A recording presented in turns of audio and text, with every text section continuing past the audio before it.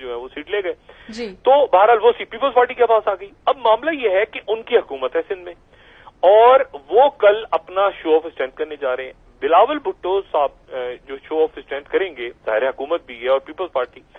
एक मैं आपको खबर दे दूं, साथ एक खबर दे दूं रियासती इदारों के लिए भी और जो मुल्क MQM लंदन एक्टिव हो रही है दोबारा।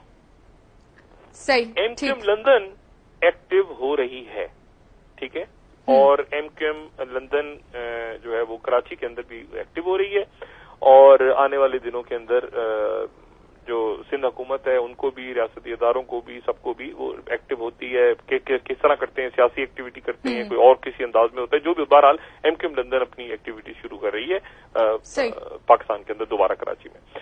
और बिलावल भुट्टो जरदारी साहब ने आज जो प्रेस कॉन्फ्रेंस की है, उस प्रेस कॉन्फ्रेंस का एक जुमला जो था वो बड़ा इंटरेस्टिंग था। उन्होंने कहा कि बानी MQM की तकरीर को जब पाबंदी लगी थी तो हमने उसकी हमायत करके गलती की थी और हमें उनकी तकारीर के ऊपर पाबंदी को वेलकम नहीं करना चाहिए था। अच्छा, अब बिलावल जो है वो जाहिर है पाकिस्तान पीपल्स पार्टी बड़ी जमात पंजाब में भी मौजूद है। आप छोड़ दें इस बात को कि सीटें कितनी हैं क्या है, बहरहाल सिंध में उनकी हुकूमत है जी। और बिलावल जो है उन्होंने कहा कि खारजी महाज पे हम जो है वो बिल्कुल इमरान